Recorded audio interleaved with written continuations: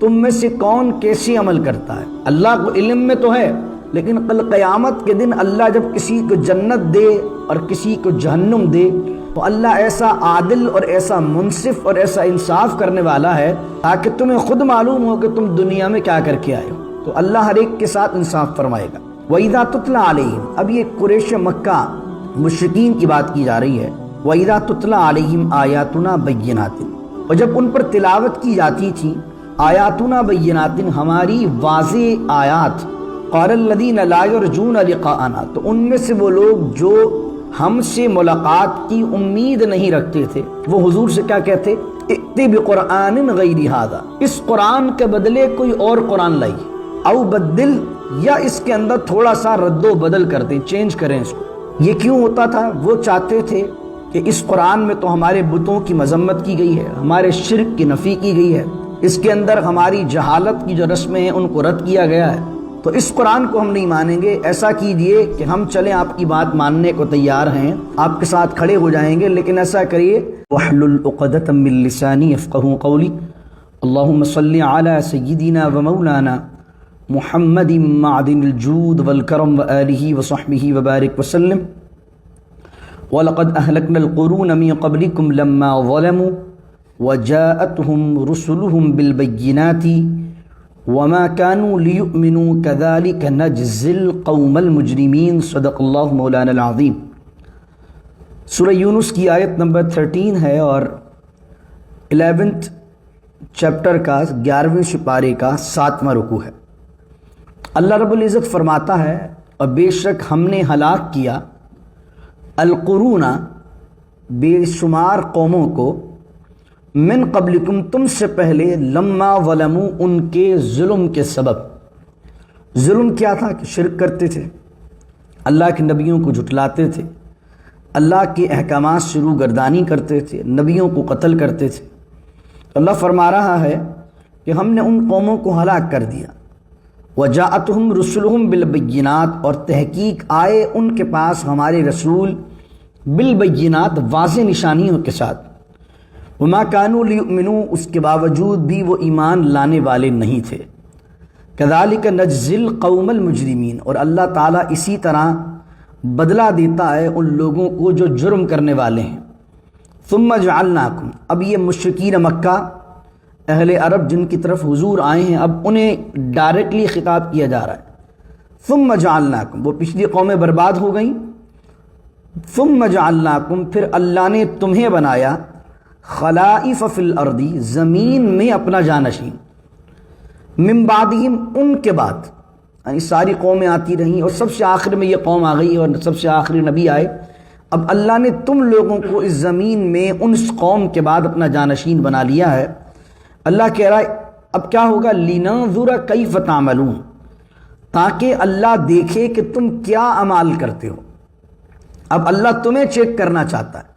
یہاں پر ایک چھوٹا سا اعتراض ہوتا ہے، سمجھنے کے لیے اس کو سوچیے کہ دیکھیں، ایسا نہیں ہے کہ آیت کا ترجمہ کرتے ہوئے یہ ذہن میں آئے کہ اللہ نے چیک کرنا ہے اور اللہ کے ابھی علم میں نہیں ہے کہ یہ قوم کیا کرے گی۔ کیونکہ اگر لِنَنظُرَ كَيْفَ تَعْمَلُونَ کا یہ ترجمہ کیا جائے کہ تاکہ اللہ دیکھے گا تمہیں کہ تم کیا عمل کرتے ہو، تو اس کا ایک معنی یہ نکلے گا کہ ابھی اللہ کو پتہ نہیں ہے کہ تم کیا کرتے ہو تو اللہ چیک کرنا چاہ رہا ہے۔ ایسا نہیں ہے، بلکہ معنی یہ ہے کہ جس طرح ایگزامینیشن میں جو ایگزامینائر ہوتا ہے، جو امتحان لینے والا ہوتا ہے، انویجیلیٹر ہوتا ہے، وہ جانتا ہے کہ کس بچے میں کتنا پوٹینشل، اس کو معلوم ہے کون کیا لکھے گا۔ تو لِنَنظُرَ کا ترجمہ ہم یہ نہیں کریں گے تاکہ اللہ دیکھے گا، لِنَنظُرَ کا ترجمہ ہوگا تاکہ اللہ ظاہر فرما دے تم میں سے کون کیسے عمل کرتا ہے۔ اللہ کو علم میں تو ہے، لیکن کل قیامت کے دن اللہ جب کسی کو جنت دے اور کسی کو جہنم دے تو اللہ ایسا عادل اور ایسا منصف اور ایسا انصاف کرنے والا ہے تاکہ تمہیں خود معلوم ہو کہ تم دنیا میں کیا کر کے آئے ہو۔ تو اللہ ہر ایک کے ساتھ انصاف فرمائے گا۔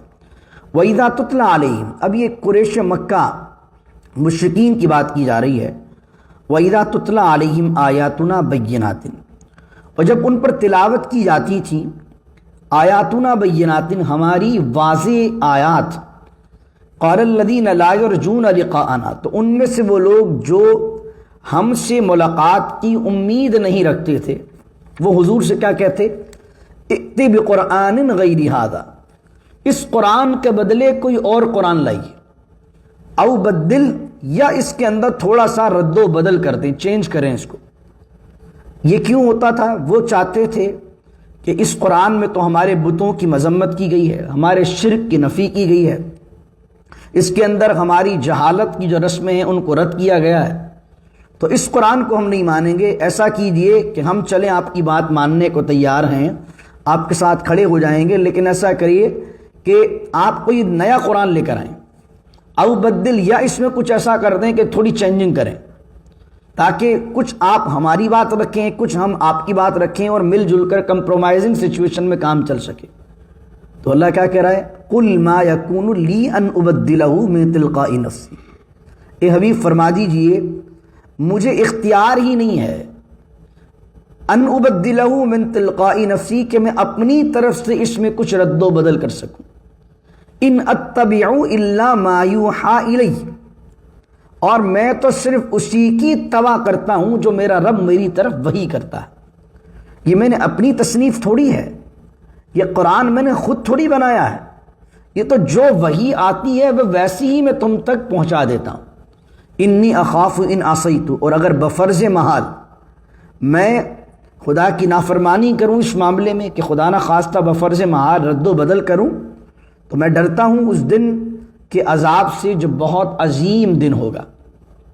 قل لو شاء اللہ ما تلوتہ، اب حضور صلی اللہ علیہ وسلم اپنی نبوت پر اور قرآن کے سچا ہونے پر ایک دلیل دے رہے ہیں، وہ دلیل بہت آسان ہے مشرکین کے لیے، مکے والوں کے لیے، اہل عرب کے لیے، اور بہت مضبوط دلیل ہے۔ وہ دلیل کیا ہے اس آیت میں؟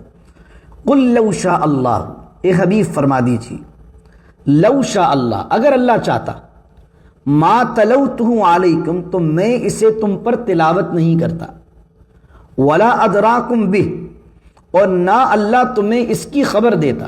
یہ تو اللہ نے چاہا کہ میں رسول بنا کر بھیجا جاؤں اور میں تم تک قرآن کی تعلیم کو پہنچاؤں، اور اللہ تمہیں میرے ذریعے سے باخبر کرے۔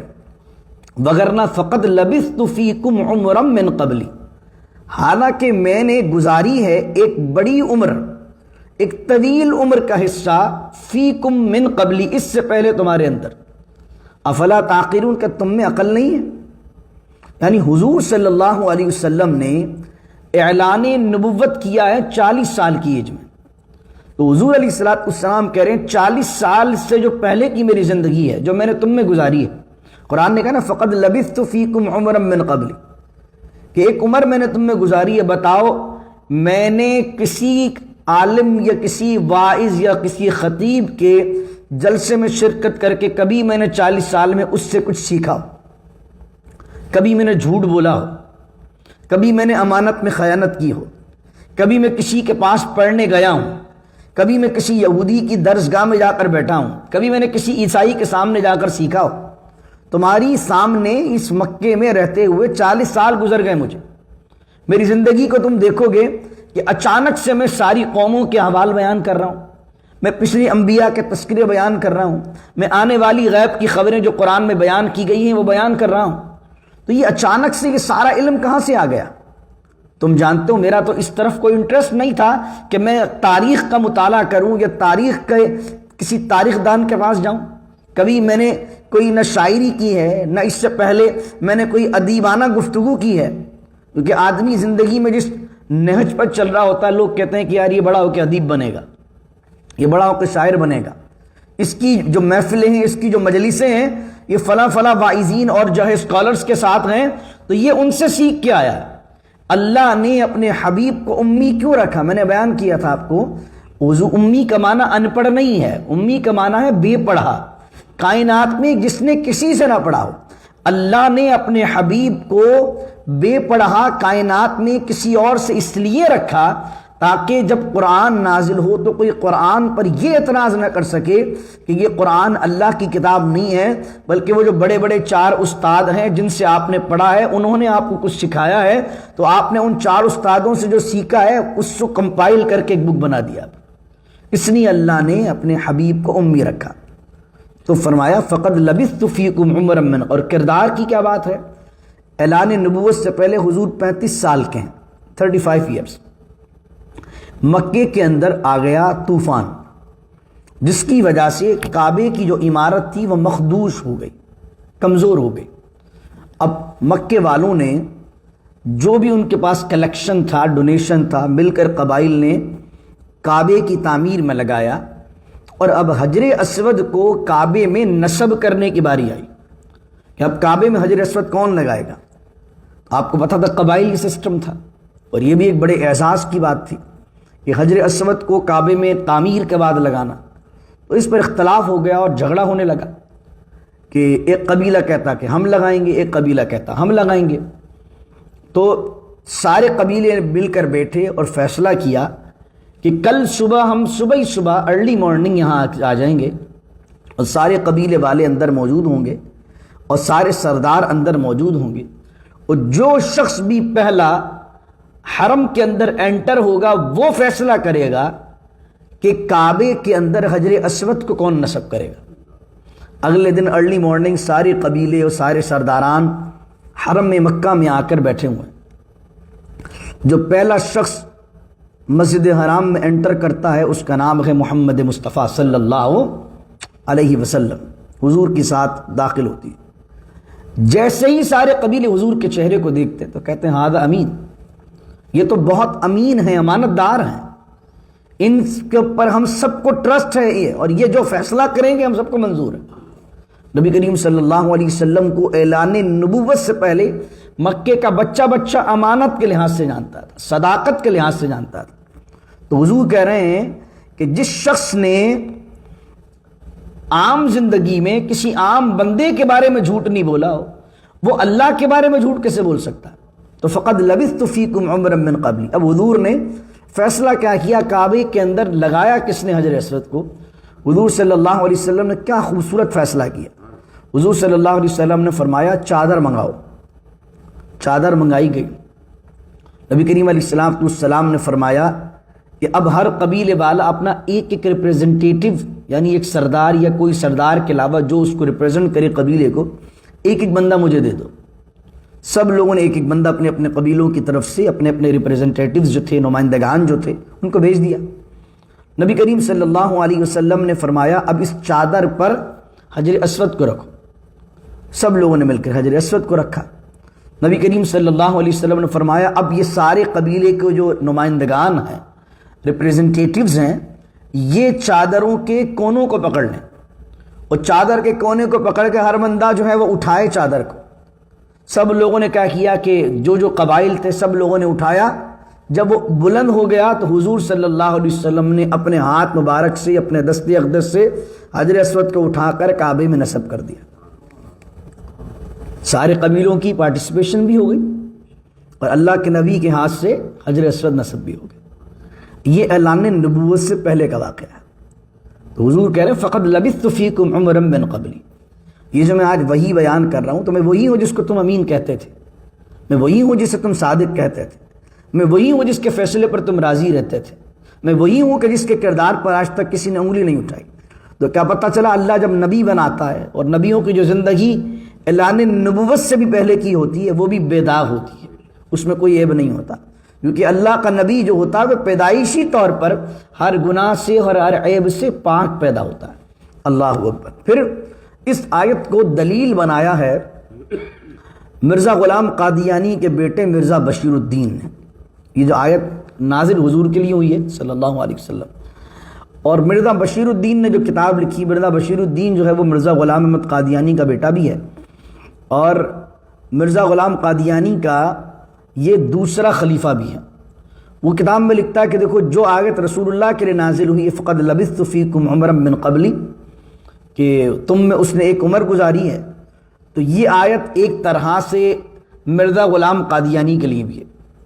اور وہ اس طریقے سے مرزا بشیر الدین لکھتا ہے کہ ایک بندہ جس نے اپنی لائف کے اندر اسلام کے لیے اتنی خدمت کی ہو، اور پھر اس کے بعد اس کا کریکٹر اچھا رہا ہو، پھر اچانک سے آخری عمر کے اندر وہ نبوت کا دعویٰ کر دے، تو اس کا مقصد ہے اس کا نبوت کا دعویٰ سچا ہوگا۔ یعنی جو چیز دلیل کے طور پر ہم حضور کے لیے بیان کرتے ہیں وہ وہی چیز اس آیت کو پیش کر کے مرزا غلام قادیانی کے لیے بیان کرتے ہیں۔ حالانکہ مرزا غلام قادیانی کا جو کریکٹر ہے وہ نبوت کے اعلان سے پہلے بھی، جو اس نے جھوٹی نبوت کا دعویٰ کیا، اس سے پہلے بھی اس کا کریکٹر ایسا نہیں ہے کہ کسی کے سامنے بیان کیا جا سکے کہ وہ شریف انسان بھی تھا۔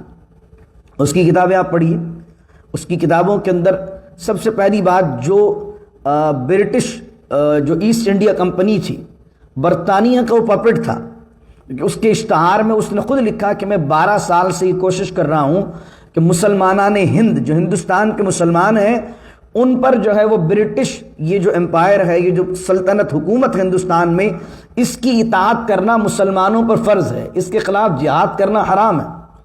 کیونکہ 1857 میں 1857 میں مسلمانان ہندوستان نے برٹش حکومت کے خلاف جہاد کیا تھا، تو ان لوگوں نے 1857 کے بعد مسلمانوں میں ہی ایسے پپٹ پیدا کیے کہ جو مسلمانوں کو برٹش سے آزادی حاصل کرنے کے خلاف جو ہے وہ مذمت کرتے تھے، اور برٹش جو ہے وہ سامراج کو ہی اللہ کا بنایا ہوا قانون بتانے کی کوشش کیا کرتے تھے۔ تو یہ انہی لوگوں میں سے مرزا غلام قادیانی کہ جس نے اس زمانے کے اندر کہا کہ ان کی اطاعت کرنا تمام جو ہے وہ مسلمانوں پر فرض ہے۔ اور مرزا غلام قادیانی کا جو والد تھا وہ والد اس ایسٹ انڈیا کمپنی کا پیڈ امپلائی تھا۔ اس کے علاوہ آپ دیکھتے ہیں کہ مرزا غلام قادیانی کو ایک عورت پسند آئی جس کے نام تھا محمدی بیگم۔ محمدی بیگم بیٹی تھی احمد بیگ کی، تو اس نے وہاں رشتے کا پیغام بھجوایا اپنا۔ پہلی تو شادی اس کی ہو گئی تھی، دوسرا شادی کرنا چاہتا تھا، وہ کم عمر تھی، اس نے شادی کا پیغام بھجوایا، انہوں نے رشتہ دینے سے انکار کر دیا، اور احمد بیگ نے شادی کر دی اس کی سلطان محمد سے۔ اب مرزا غلام قادیانی، یہ ساری باتیں اس کی کتابوں میں لکھی ہوئی ہیں، آج بھی انجام آتہم کر کے ایک کتاب ہے اس کی، اس میں یہ بات لکھی ہوئی ہے۔ تو سلطان محمد سے جب شادی ہو گئی تو اس کو بڑا غصہ آیا مرزا غلام قادیانی کو۔ اس نے کہا میں پیشن گوئی کرتا ہوں، مجھ پر وہی آئی ہے کہ یہ سلطان محمد جو ہے وہ 2-2.5 سال میں مر جائے گا، اور یہ محمدی بیگم بیوہ بن جائے گی، اور دوبارہ عدت اس کی ختم ہوگی، ختم ہونے کے بعد جو ہے وہ یہ میرے نکاح میں آئے گی۔ اللہ کا کرنا دیکھیں، جھوٹے کو اللہ گھر تک پہنچاتا ہے۔ وہ جو محمدی بیگم کا شوہر ہے وہ انتقال کیا ہے اس نے 1930 کے بھی بعد، اور مرزا غلام قادیانی خود مر گیا 1908 میں۔ یعنی وہ کہہ رہا ہے، پیشن گوئی کر رہا ہے کہ وہ 2.5 سال بعد مر جائے گا اور میں زندہ رہوں گا۔ اس کے علاوہ پھر اس کی ایک اور کتاب اشتہار جس کے چھپے تھے، اس کے اندر کسی نے 1907 کی جولائی میں کسی نے اس کے خلاف لکھا اور کہا کہ بھائی تو بیمار ہے اور تیری عمر کے صرف 14 مہینے باقی ہیں۔ تو اس نے جو ہے وہ پیشن گوئی کی کہ مجھ پر وہی آئی ہے کہ لوگ کہہ رہے ہیں، میرا دشمن کہتا ہے کہ میں 14 مہینے زندہ رہوں گا، اور مجھے خبر دی گئی ہے کہ اللہ نے کہا ہے کہ میں تیری عمر بڑھا دوں گا، وہ 14 مہینے کا کئی سال تیری عمر میں بڑھا دوں گا۔ یہ کب بات کی اس نے؟ 1907 کی جولائی میں، کہ 14 مہینے سے بھی زیادہ اللہ نے میری عمر بڑھا دی ہے۔ اور مر کب گیا یہ؟ 1908 کے مئی میں۔ اب لگائیں اگست، سپٹمبر، اکتوبر، نومبر، دسمبر، جنوری، فروری، مارچ، اپریل، مئی، کتنے مہینے بنتے ہیں؟ یہ 10 مہینے بنتے ہیں۔ یعنی اس نے کہا کہ 14 مہینے سے بھی زیادہ عمر میری سالوں بڑھ گئی ہے، مجھے ابھی خبر آئی ہے، اور مر کب گیا؟ 10 مہینے کے اندر ہی اندر۔ تو اتنی مرتبہ اس نے جھوٹ بولا، اتنی مرتبہ جھوٹ بولا کہ اس کا کردار اگر آدمی دیکھ لے تو آدمی کہے کہ یہ نارمل انسان ہی نہیں، کبھی کچھ کہتا ہے، کبھی کچھ کہتا ہے، کبھی کچھ کہتا ہے۔ اپنی کتاب میں اس نے لکھا ہے کہ مجھے رات میں 100 مرتبہ پیشاب آتا ہے، میں 100 مرتبہ بیت الخلا جاتا ہوں۔ کہ ڈاکٹرز بتائیں کہ ایک آدمی اپنی کتاب میں خود لکھ رہا ہے کہ مجھے شوگر کی بیماری ہے، مجھے یہ بیماری ہے، اور اس کی وجہ سے مجھے پیشاب اتنا آتا ہے کہ میں ایک رات میں 100 مرتبہ بیت الخلا جاتا ہوں۔ اب مجھے بتائیے ایک پوری رات میں 100 مرتبہ جو بیت الخلا جائے گا تو بستر پہ کتنی دیر لیٹے گا؟ یہ تو آدمی نارمل نہیں ہے، اس کو نارمل انسان ماننا میں سمجھتا ہوں یہ بھی بیوقوفی ہے۔ جائے کہ اس کو نبی مان لیا جائے، معاذ اللہ۔ تو فقد لبثت فیکم عمرا من قبلی افلا تعقلون، یہ آیت رسول اللہ کے لیے نازل ہوئی ہے، اور حضور علیہ الصلوۃ والسلام ہی اس آیت کے سچے مصداق ہیں۔ باقی لعنت اللہ علی الکاذبین، جھوٹوں پر اللہ کی لعنت۔ فمن اظلم ممن افترى علی اللہ کذبا او کذب بآیاتہ انہ لا یفلح المجرمون۔ تو اس سے بڑھ کر کون ظالم ہے جو اللہ پر جھوٹ باندھے، او کذب بآیاتہ، یا اس کی آیات کا انکار کرے۔ انہو لا یفلح المجرمون، اور بے شک جو مجرمین ہیں وہ کامیاب نہیں ہونے والے۔ اس سے مراد کیا ہے کہ میں سچائی کا علمبردار ہوں، تو اگر اللہ نہ کرے بفرض محال میں خدا پر جھوٹ باندھوں تو مجھ سے بڑا کون ظالم ہے، اور اگر میں صحیح بیان کر رہا ہوں تو تم اس کی آیتوں کو جھٹلا رہے ہو تو تم سے بڑا کون ظالم ہے۔ پھر آگے آیا وَيَعْبُدُونَ مِن دُونِ اللَّهِ، یہ آیت بڑی سنیے گا، کچھ لوگ اس کو مس انٹرپریٹ بھی کرتے ہیں۔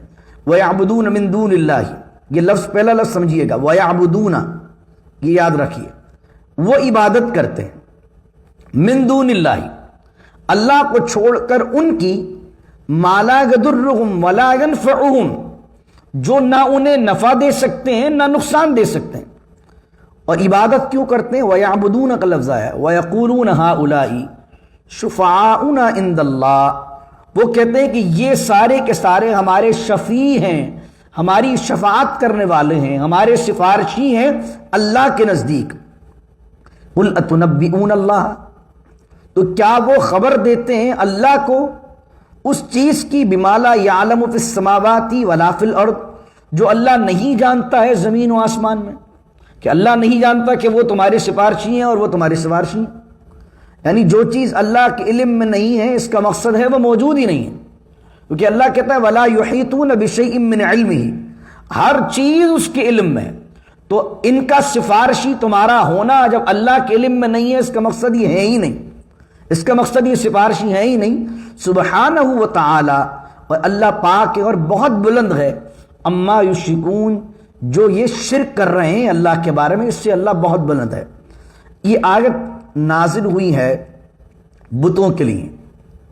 کچھ لوگ جو ہے ان کی تفسیر، کیونکہ الحمدللہ میری عادت ہے کہ میں جب مطالعہ کرتا ہوں، یقین ایسا نہیں ہے کہ صرف میرا مطالعہ ایک خاص کسی فرقے کے علماء کی تفسیر پڑھنے کا ہوتا ہے، میری عادت یہ ہے کہ میں مختلف مسائل کو، مختلف جو فرقے ہیں ان کی جو مشہور تفاسیر ہیں، الحمدللہ اللہ کا فضل ہے کہ میری عادت ہے کہ میں روزانہ ہر آیت پر ہر مسلک کی تفاسیر بھی دیکھتا ہوں کہ کس نے کیا لکھا ہے، کس نے کیا لکھا ہے۔ میں بھی نام مینشن نہیں کر سکتا کہ میں روزانہ کس کس کی تفسیر پڑھتا ہوں، لیکن کوئی یہ نہ سمجھے کہ میرا تعلق اہل سنت سے ہے تو میں صرف اہل سنت کی تفاسیر کا ہی مطالعہ کرتا ہوں۔ بحمدللہ تعالیٰ میری عادت ہے کہ دوسرے فرقوں نے کیا لکھا ان آیات کے بارے میں وہ بھی ہم مطالعہ کرتے ہیں، تو جو اچھا لکھتا ہے چاہے وہ کسی اور جانب سے لکھے، جس نے حق لکھا ہے ہم اس کی تعریف کرتے ہیں۔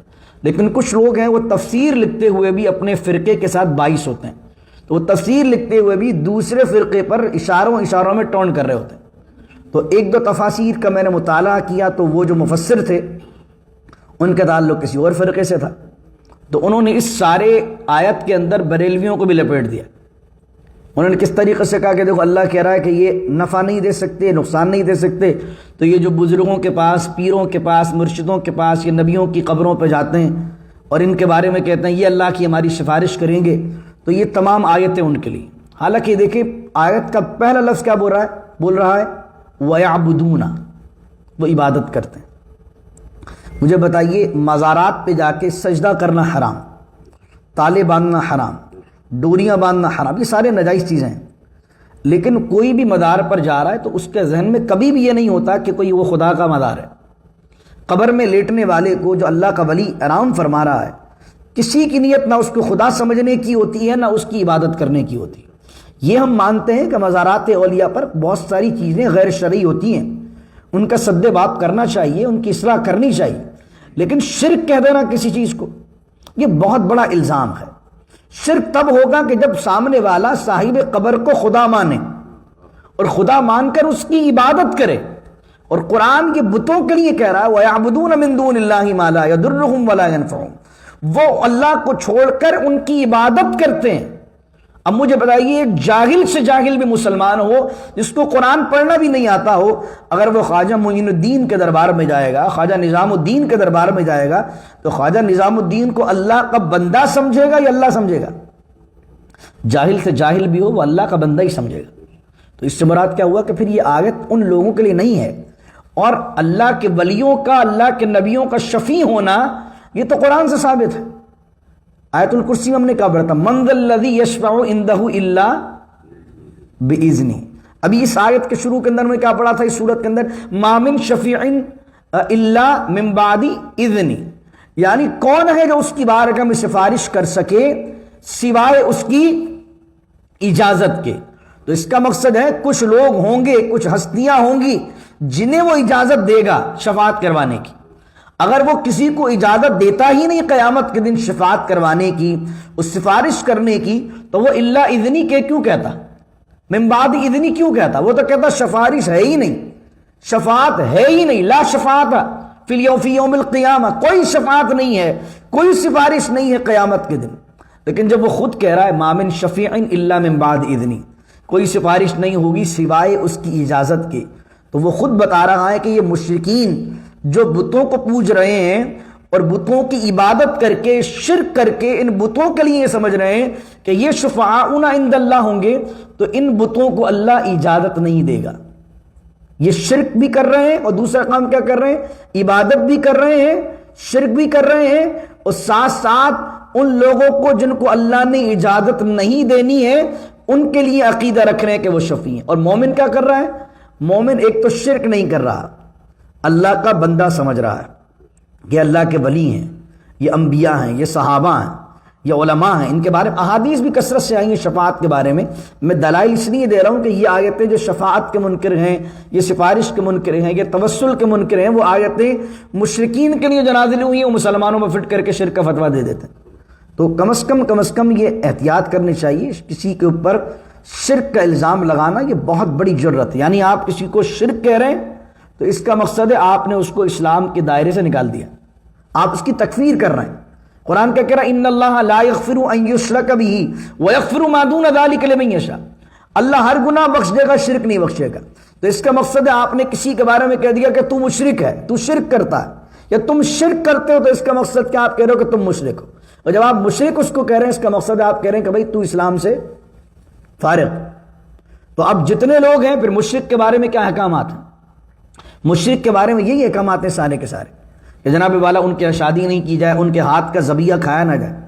تو جو لوگ پھر آپ، اور یہ فتوے لکھے ہوئے مولویوں نے کہ یہ جو مزارات اولیاء پر جاتے ہیں یہ مشرک ہیں، اور یہ اگر قربانی کر دیں تو ان کے قربانی کیے ہوئے جانور بھی حلال نہیں۔ پھر آئیس نے جو اپنا نظریہ مسلمانوں پر حملہ کرنے کا بنایا تھا وہ اسی بنیاد پر بنایا تھا۔ اس نے کہا کیونکہ یہ پہلے ایمان والے تھے، بعد میں انہوں نے شرک کیا، جب ایمان کے بعد آدمی شرک کرتا ہے تو مرتد ہو جاتا ہے، جب مرتد ہو جاتا ہے تو اس کو مارنا جائز۔ تو آپ دیکھیں پھر شام اور عراق میں انہوں نے جو بمباری کی ہے، مسلمانوں کو مارا ہے، مزارات اہل بیت پر جو امام موسیٰ کاظم کا مزار تھا، امام علی رضا کا مزار تھا عراق کے اندر، وہاں انہوں نے بمباری کی اور مسلمانوں کو شہید کیا۔ کس ذہنیت کی وجہ سے؟ یہ جو تکفیر اور شرک اور شرک اور شرک بدعت کی وجہ سے سارے مسلمانوں کو ان آیتوں میں لپیٹ لیا کہ جو آیتیں اللہ نے نازل کی تھی بت پرستوں کے لیے، مشرکوں کے لیے۔ میں پھر یہ کہتا ہوں کہ ہم اس کو بھی کنڈیم کرتے ہیں۔ ہم اگرچہ صاحب مدار کی بارگاہ میں جا کر ان کے وسیلے سے دعا کرنے والے ہیں، ہم سمجھتے ہیں اللہ کے ولی کی قبر کے پاس اللہ کی رحمت نازل ہوتی ہے، یہ ہمارا بلیو ہے، لیکن جو چیزیں مزارات پر غلط ہوتی ہیں اس کو ہم کنڈیم کرتے ہیں کھل کے۔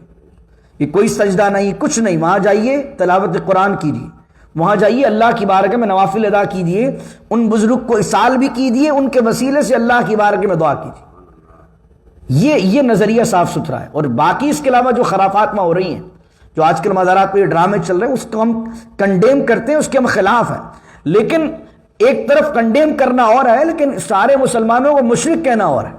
تو دونوں طرف ایکسٹریمزم ہے، ادھر بھی جہالت ہو رہی ہے، ادھر بھی جہالت کے ساتھ ایک مسلمان کو مشرک کہا جا رہا ہے۔ دونوں کے اندر رویہ ہمارا آسان ہونا چاہیے۔ فرمایا وما کان الناس الا امۃ واحدۃ فاختلفوا، اور نہیں تھے لوگ مگر ابتدا میں ایک امت واحد، یعنی دنیا جب ابتدا کی ہے تو سارے لوگ ایک ہی دین پر تھے۔ وہ دین کون تھا؟ دین توحید، اللہ ایک ہے۔ فاختلفوا، تو بعد میں اختلاف ہوا۔ یہ جو آج کل ہندوستان کے اندر ایک شیعہ بورڈ کا وقف کا چیئرمین تھا وسیم رضوی، وہ بدبخت ہندو دھرم کو قبول کیا اس نے، اور وہ کہہ رہا کائنات کا سب سے بڑا مذہب جو تھا وہ جو ہے سناتن دھرم تھا، معاذ اللہ، کہ ہندو مذہب کائنات کا جو ہے سب سے پہلا دھرم ہے۔ حالانکہ تحقیق سے بات یہ ثابت ہے کہ سب سے پہلے اس دنیا کا جو مذہب ہے وہ توحید ہے، اللہ ایک ہے، اور قرآن نے بار بار اس کی طرف اشارہ کیا۔ وما کان الناس الا امۃ واحدۃ، یہ سارے انسان، یا مسلمان نہیں کہا اللہ نے، وما کان الناس، یہ جو لوگ ہیں ناس ہیں، الا امۃ واحدۃ، یہ سارے کے سارے ایک امت واحد تھے، فاختلفوا، بعد میں انہوں نے اختلاف کیا۔ بعد میں کب کیا؟ حضرت آدم سے لے کر توحید چل رہی تھی، ان کی اولاد، پھر ان کی اولاد، یہ 10 صدیاں گزری، تو ان 10 صدیوں میں کچھ لوگوں نے شرک کرنا شروع کیا، بت پرستی شروع کی، تو اللہ نے پھر اس شرک کی رد کے لیے اپنے نبی کو مبعوث فرمایا جن کا نام ہے نوح علیہ السلام، اور جب بھی وہ نوح علیہ السلام کی دعوت پر ایمان نہیں لائے تو طوفان نوح آیا، سب کو صفحہ ہستی سے مٹا دیا۔ تو اللہ کہہ رہا ولولا کلمۃ سبقت من ربک لقضی بینہم فیما فیہ یختلفون، اور اگر تمہارے رب کا کلمہ طے نہیں ہو چکا ہوتا، تمہارے رب کی بات ڈن نہیں ہو چکی ہوتی، مراد کیا ہے کہ اللہ نے اس دنیا کی ایک ٹائم پیریڈ بنایا ختم کرنے کا، اللہ نے ہر بندے کو مارنے کا ایک وقت مقرر کیا، اگر اللہ نے اپنا یہ کلمہ طے نہیں کیا ہوتا تو لقضی بینہم، تو اللہ ان کے درمیان فیصلہ کب کا کر دیتا جس بارے میں اختلاف کر رہے ہیں، یہ جھگڑا کر رہا ہے نا کون سا دین سچا ہے کون سا نہیں ہے، یہ تو اللہ نے ایک چھوٹ دی، ایک دنیا کی ایک عمر بنائی ہے، مانو گے تب بھی، نہیں مانو گے تب بھی، مانو گے جتنی عمر 70 سال جیے گا اللہ کا منکر بن کر جی لے، اللہ کو مان کے جی لے، یہ تو اللہ نے ایک سیٹنگ مرتب کر دی ہے، اور اگر یہ سیٹنگ اللہ کہہ رہا مرتب نہیں کی ہوتی تو پھر فوراً فیصلہ کر دیتا کہ کون سا دین سچا ہے، فوراً بتا دیتا کہ جس میں تم اختلاف کر رہے ہو کہ اللہ کا دین سچا ہے کہ نہیں ہے، کہ اللہ کے نبی سچے ہیں کہ نہیں ہے، فوراً بتا دیتا تم۔ پھر فرمایا وَيَقُولُونَ لَوْلَا أُنزِلَ، اب اللہ نے مہلت دی ہوئی ہے، اللہ نے چھوٹ دی ہوئی ہے، عذاب نہیں آ رہا ہے، تو اب یہ کیا کرتے تھے مشرکین؟ کہتے تھے وَيَقُولُونَ لَوْلَا أُنزِلَ عَلَيْهِ آيَةٌ مِّن رَّبِّهِ، اور وہ کہتے تھے کیوں نازل نہیں کیا جاتا تم پر تمہارے رب کی طرف سے کوئی بڑی نشانی، اتنی نشانیاں حضور پر نازل ہو رہی ہیں، لیکن جس کو نہیں ماننی وہ 100 نشانیوں سے نہیں مانتا، اور جس کو ماننی ہے وہ ایک نشانی سے مان جاتا۔ تو اب وہ بہانے بناتے تھے کہ کیوں نازل نہیں ہوتی ویسی نشانی آپ پر جیسے موسیٰ پر نازل ہوئی تھی، آپ کو وہ عصا کیوں نہیں دیا جا رہا، آپ کو جو ہے وہ صالح علیہ السلام والی اونٹنی دی کیوں نہیں دی جا رہی ہے، وہ پچھلی قوموں کے انبیاء کو جو معجزات دیے گئے تھے ان معجزات کی بات کرتے تھے، اور پھر کہتے تھے اگر ہم نہیں مانتے تو عذاب کیوں نہیں آ رہا، تو حضور کہتے تھے فَقُلْ إِنَّمَا الْغَيْبُ لِلَّهِ فَانْتَظِرُوا، حضور کہتے تھے اے حبیب فرما دیجئے غیب تو سارا اللہ کے لیے ہے، فَانْتَظِرُوا، تو تم بھی انتظار کرو، انی معکم من المنتظرین، اور میں بھی تمہارے ساتھ انتظار کر رہا ہوں جب اللہ کا حکم آئے گا، تو جس طرح اللہ نے پچھلی قوموں کو نبیوں کی رسالت کو جھٹلانے کی پاداش میں اور اللہ کو اور اس کے احکامات کو جھٹلانے کی پاداش میں نیست و نابود کیا تھا، تو وقت آئے گا تو تم بھی دیکھ لو گے۔ دعا کیجیے اللہ رب العزت سے اللہ تعالیٰ شرک سے اور شرک کی لعنت سے ہمیں اپنی پناہ اپنی امان نصیب فرمائے، اور جو خرافات ہیں جو بدعات ہیں دین کے معاملے میں اللہ ہمیں ان سے بھی بچائے، اور اولیاء کے بارے میں صلحاء کے بارے میں جو قرآن و سنت والا عقیدہ ہے وہ رکھنا نصیب فرمائے، اور کسی مسلمان کو شرک پرستی کا یا بدعتی ہونے کا الزام لگانے سے بھی ہمیں اپنی پناہ اپنی امان نصیب فرمائے۔ بسم اللہ الرحمن الرحیم، الحمدللہ رب العالمین، والصلاة والسلام علی اشرف الانبیاء والمرسلین، ربنا ظلمنا انفسنا وإن لم تغفر لنا وترحمنا لنكونن من الخاسرين، رب اجعل لي مقيم الصلاة ومن ذريتي ربنا وتقبل دعاء، ربنا اغفر لي ولوالدي وللمؤمنين يوم يقوم الحساب، وصلى الله تعالى على خير خلقه ونور عرشه محمد وعلى آله وصحبه أجمعين برحمتك يا أرحم الراحمين، لا إله إلا الله محمد رسول الله۔